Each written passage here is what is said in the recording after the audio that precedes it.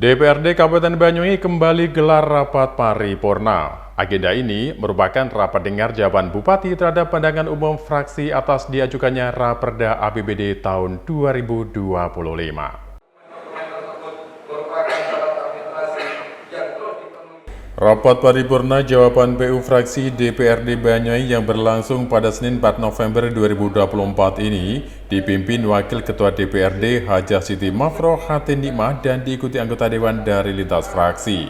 Hadir pula PLT Bupati Banyuwangi Haji Sugira, PJ Sekda Guntur Priambodo, Asisten Bupati Arif Setiawan dan MY Bramuda, serta jajaran SKPD, Camat, serta Lora. Secara umum, eksekutif menyampaikan ucapan terima kasih atas kerja keras seluruh fraksi DPRD Banyuwangi dalam mencermati dan meneliti Raperda APBD tahun anggaran 2025. PLT Bupati Banyuwangi Haji Sugira menyampaikan, sebagaimana tema pembangunan tahun 2025, bahwasannya pembangunan di Banyuwangi tidak hanya fokus pada mendirikan bangunan saja, tapi juga pada pembangunan kualitas SDM yang akan terus ditingkatkan. Selain itu, Pemkab Banyuwangi juga berkomitmen untuk terus menurunkan angka kemiskinan, meningkatkan pertumbuhan ekonomi, mengurangi pengangguran, dan mengurangi kesenjangan pendapatan masyarakat. Beberapa proyek capaian indikator utama pembangunan bukan sekedar publikasi angka-angka statistik saja, tapi juga komitmen eksekutif untuk terus berbenah dan beradaptasi dengan dinamika ekonomi nasional dan global guna meningkatkan taraf hidup masyarakat di Banyuwangi.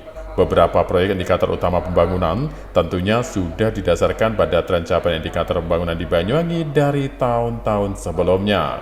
Selanjutnya, sebagai upaya peningkatan pendapatan daerah, Pemkab Banyuwangi terus menggali sektor pendapatan yang berpotensi untuk ditingkatkan dan dimaksimalkan. Sedangkan terkait stagnannya target dari retribusi daerah disebabkan beberapa faktor, di mana terdapat beberapa retribusi yang bukan lagi kewenangan pemerintah kabupaten, menyebabkan retribusi mengalami kehilangan banyak potensi untuk tahun 2024. Untuk itu, Pemkab Banyuwangi mengupayakan berbagai terobosan guna menggali potensi untuk menaikkan PAD Banyuwangi. Di antaranya, melakukan peningkatan cakupan atau ekstensifikasi penerimaan PAD. Kegiatan itu merupakan upaya memaksimalkan semua potensi yang ada.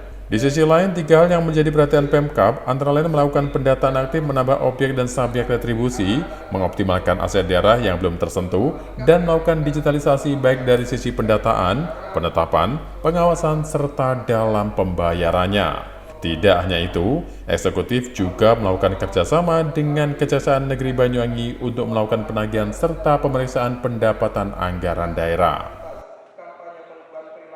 Terkait sinergitas dan penyelenggaraan program pemerintah provinsi dan pemerintah kabupaten kota terhadap prioritas pembangunan nasional, sinkronisasi kebijakan pemerintah kabupaten kota dengan prioritas pembangunan provinsi dan prioritas masing-masing daerah tercantum pada RKPD tahun 2025 menjadi komitmen eksekutif untuk menyusun alokasi anggaran daerah yang efisien dan difokuskan pada program atau kegiatan yang lebih produktif dan langsung bisa dirasakan oleh masyarakat, serta melakukan optimalisasi formulasi tata kelola pada setiap potensi dalam rangka peningkatan pendapatan daerah, khususnya penguatan kapasitas fiskal daerah yang lebih mandiri.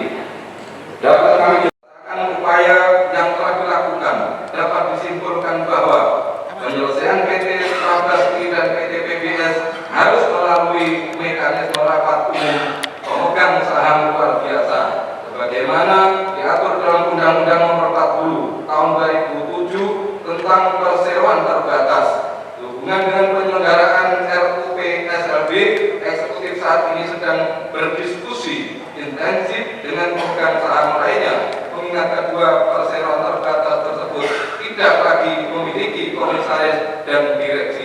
Sementara mengenai belanja daerah sebesar 3,36 triliun rupiah, hal itu dimanfaatkan dan dialokasikan sesuai dengan prioritas pembangunan daerah yang meliputi sektor pendidikan, kesehatan, dan pertanian. Sejauh ini, eksekutif berpedoman pada peraturan yang ditetapkan oleh pemerintah pusat. Kemudian, sebagai upaya supaya lebih berdampak, dilakukan dengan cara meningkatkan tata kelola pemerintahan yang lebih efisien, efektif, transparan, dan akuntabel melalui digitalisasi administrasi pemerintahan.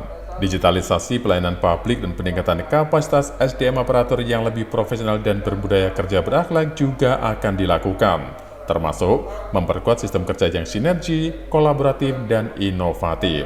Sehingga ke depan, Pemkab Banyuwangi dapat meningkatkan prestasi dan kesejahteraan serta kepuasan bagi masyarakat. Dari Banyuwangi, Jawa Timur, Adi Tama, Nasional TV melaporkan.